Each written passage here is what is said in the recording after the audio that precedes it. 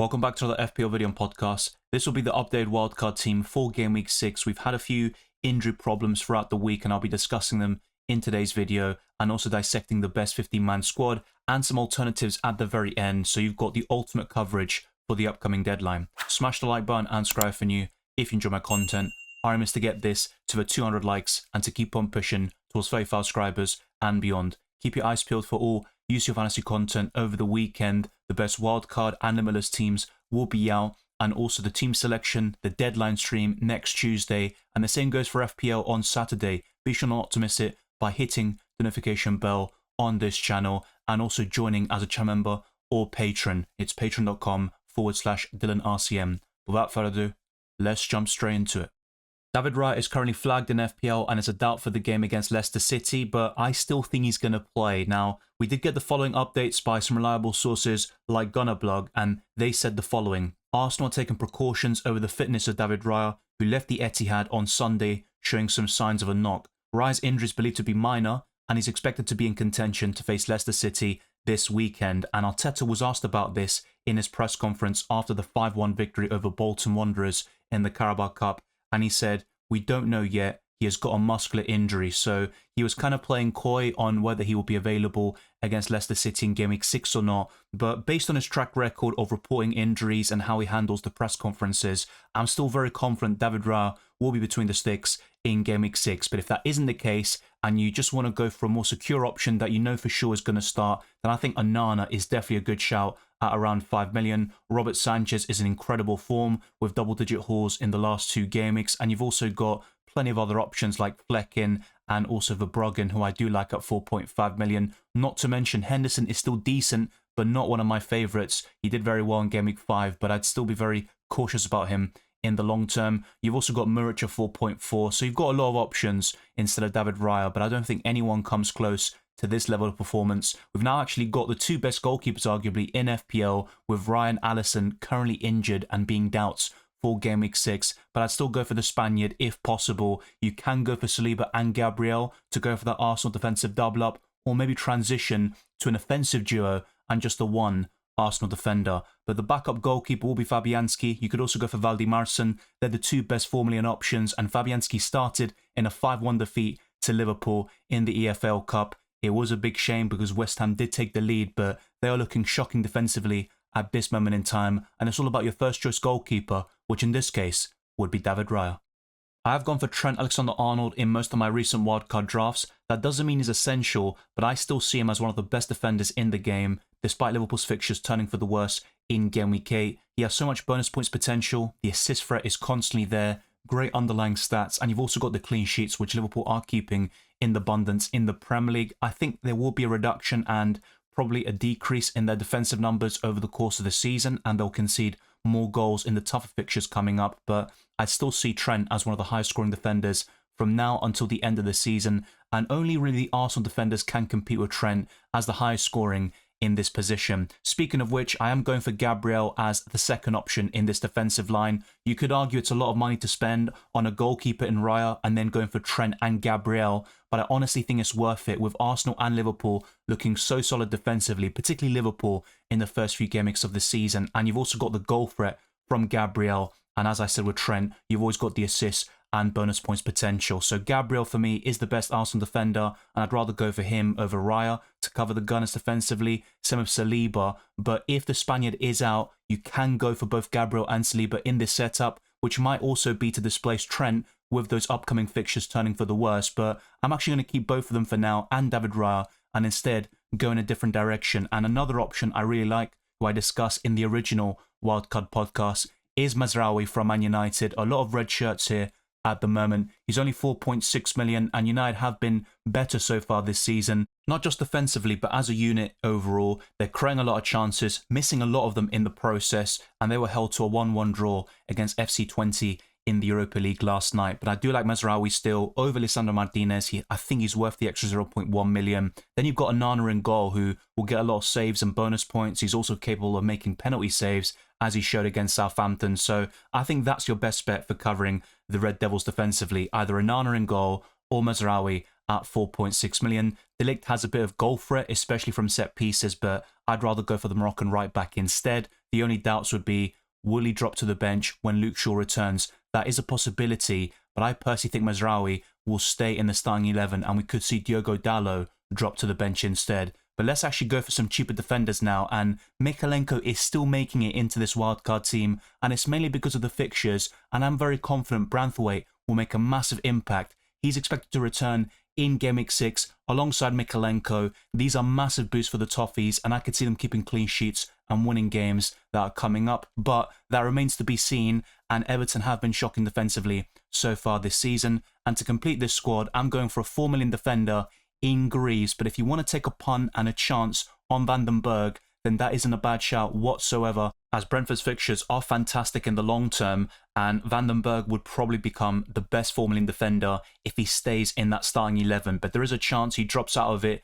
once Brentford revert back to that back four, so be very careful about that sort of pick. If you just want to go for someone safer, Jacob Greaves would be my top recommendation. Unfortunately, Mosquera is injured for quite some time. That is a massive blow to Wolves, and it's one less 4 million defender to go for. So I really think if you're looking for this price point, Greaves or Van den Berg are your best options. You might even want to stretch to a 4.5 million Brentford defender like Collins or Pinnock.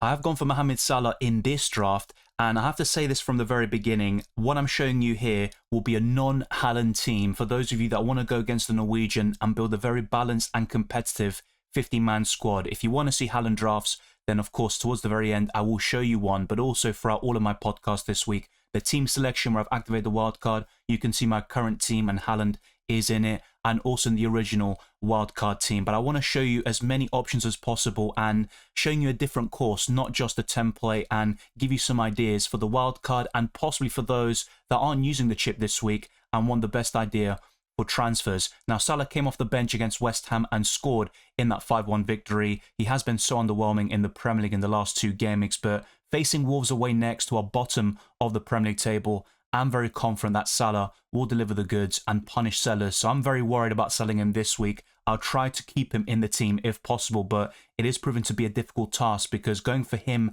and Erling Haaland means you have to make sacrifices somewhere down the line. But I'm also going for Luis Diaz and going for a Liverpool triple up, and I think going for 2 attackers is still the best course of action if you do go for this sort of structure. Despite their fixtures turning for the worst very soon, I think they'll score plenty of goals, still be high up in the Premier League table, at a minimum in the top 3, and they are just so explosive, especially in the case of Luis Diaz, who is the highest scoring midfielder in FPL currently, even over the likes of Mohamed Salah. There's not much difference between them in terms of FPL points right now, but there certainly is in terms of their price tag. So a lot of you will be going for Luis Diaz and dropping Salah on the wildcard, which isn't a bad shout whatsoever. And I'm still going to go for another expensive midfielder here, by the way, and it's going to be a certain Bukayo Saka, who started against Bolton Wanderers and created 6 chances in that 5-1 win. No goals or assists, but I think he was kind of reserving himself a little bit. He was subbed off around 70 minutes, and I'm very confident he'll play very well against Leicester and Southampton and be Arsenal's main threat in terms of creativity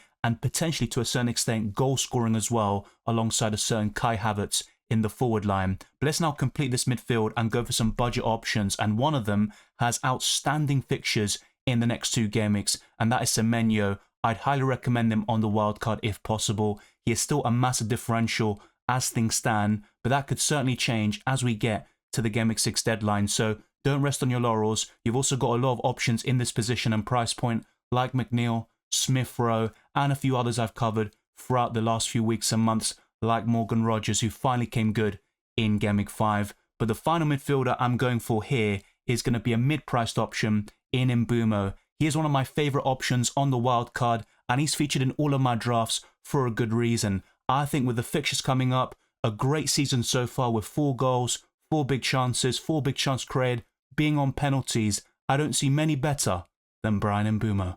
Another player who's featured in many of my recent wildcard drafts is Dominic Calvert-Lewin. Everton's fixtures until Game Week 14 in early December are fantastic, and I think Calvert-Lewin has the underlying numbers, he's on penalties, and I think Everton will create more chances and score plenty of goals in the upcoming fixtures. That Calvert-Lewin is a very good option at this price point. We have a lot of alternatives at a similar price threshold, like Raul Jimenez, who's in excellent form. You've also got Jamie Vardy, Chris Wood, Joao Pedro, and Danny Welbeck. But on Thursday morning, the Brighton manager Hursler has confirmed that Joao Pedro is out of Game Week 6 and he's unsure when he'll return. So that's going to be a massive blow for Brighton, but you can go from Joao Pedro to Calvert-Lewin for your non-wildcard teams, and I think using this chip is very simple to offload the Brazilian and go for these cheap budget forwards. Speaking of which, I'm going for another one here in Jamie Vardy. Leicester's fixtures turn for the better in Game Week 7. You'd probably want to bench him against Arsenal in Game Week 6, but he has a great record against the Gunners historically,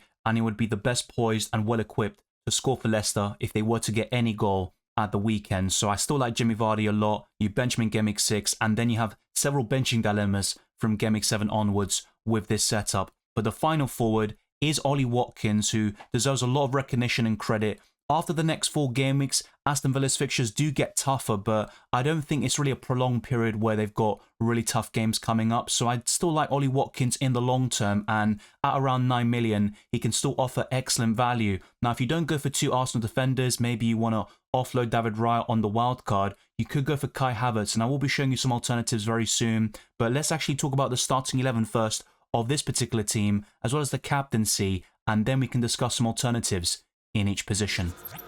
If David Raya is fit for Saturday's game against Leicester, I think he's the best goalkeeper in FPL, and I'd highly recommend him despite the fact that he's priced at 5.6 million. Trent, Gabriel and Mykolenko would form the defensive line, with Salah, Diaz, Saka, Mbeumo and Semenyo completing the midfield, with Calvert-Lewin and Watkins up front, and the bench has Fabianski, Vardy, Mazraoui and Greaves. It's a very good squad. FPL Team is very favourable with this as well. The expected points is 63.4, which is higher than my own team selection I showed you yesterday, or the original wildcard teams from a few days ago. So I think going without Haaland would be favoured by the algorithm, so to speak, but it's not something I would necessarily advocate for everybody. This squad is still very competitive and can keep afloat, despite not having Erling Haaland, who will go ballistic from time to time, and based on his current form, you'd probably argue it will be every single game week, but this will still survive and do very well, and in certain game weeks, you can pull ahead of the Erling Haaland captainers and those that really depend on him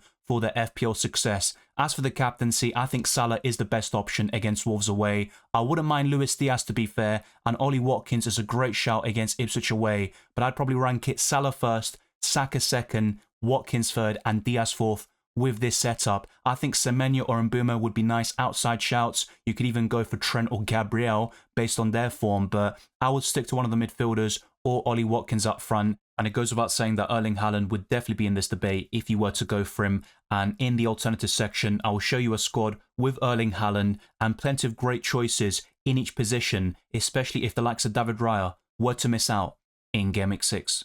When we're looking at alternative goalkeepers, I think Flecken is one of the better choices because he costs 4.5 million, he can make plenty of saves and get bonus points, and most importantly of all, the fixtures are brilliant for Brentford for a long period of time, so I'd highly recommend Flecken at 4.5 million. You've also got Verbruggen, who I like a lot in the long term, but I don't like the upcoming fixtures, and that's why on the wildcard, I would avoid him for now. You've also got Sells for Nottingham Forest, who have been decent defensively so far this season, but I don't trust Sells in particular, and eventually we could see him benched this season, and I could definitely see him being upgraded on in the future. You've also got Milenkovic and Aina as your Nottingham Forest defensive coverage, as you can see on the bench. I've gone for Trent once again, but Saliba instead of Gabriel this time round with the alternatives. You could even go for both of them to double up on Arsenal defensively if you still want to go for that sort of structure without David Raya being between the sticks. Mykolenko is here once again with Diaz, Mbeumo, Saka and Emil Smith-Rowe. This could also be Morgan Rogers, but my favourite at the moment would be Semenyo as a budget midfielder, only costing 5.6 million. Havertz, Calvert-Lewin and Erling Haaland up front. The expected points is significantly lower than the other team I showed you, so it goes to show that maybe going for Haaland causes you to have a more imbalanced squad, but with the rate that he's going at, just captaining him every single week seems to be enough to get these green arrows and be in a very strong position in the FPL rankings. Now the bench includes Valdimarsson, which makes complete sense if you go for Flecken as your main goalkeeper, with Dibbling, who is my favourite 4-point family midfielder, and this extends to the forwards as well. He would be first on the bench potentially, with Rico Lewis and Aina. There will be bench points with this setup as well, but not as many as the team selection I showed you yesterday, or the first draft, which had no Erling Haaland, with the likes of Salah and Watkins taking his place. The captaincy would be on Erling Haaland and Saka as the vice. You can still go for Luis Diaz if you wish, and I wouldn't even mind a Kai Havertz or Mbeumo with this setup. but I think Haaland would be the best captaincy option between these players, and my favourite overall would be Mohamed Salah in Game Week 6. Let me know your thoughts down in the comment section below, and to wrap things up, let's go to Drafthound and see what their algorithms are suggesting. There is a link in the description below for Drafthound. I'd highly recommend you check it out, and my favourite tool is the player rankings because there are so many different factors and metrics you can toggle between, and currently it's at chance of scoring in Game Week 6. Haaland is top at 63%, with Salah, Darwin, Saka and Palmer completing the top 5. We've got even more Arsenal players with Havertz, Watkins, Jesus, Diaz and Martinelli completing the top 10. On the right you can see my team before activating the wildcard, and I had several issues like Joao Pedro injured, also Gordon and Jota who have been major disappointments. Jota scored a brace in the Carabao Cup, but that's of no use to me in FPL. Dean Henderson is still a goalkeeper I can massively upgrade on, but with David Raya being an injury doubt, the timing is slightly awkward for Game Week 6 wildcarders. Be sure to check out all of the content throughout the week, the original wildcard team video, the transfer tips, the team selection, and the deadline stream is coming up very soon on this Saturday, and the same goes for your fantasy content over the weekend, as I mentioned earlier. Thank you very much for watching this video and listening to this podcast. If you enjoyed it or found it useful, then be sure to smash the like button and subscribe for new. Our aim is to get this video to over 200 likes and to keep on pushing towards 35 subscribers and beyond.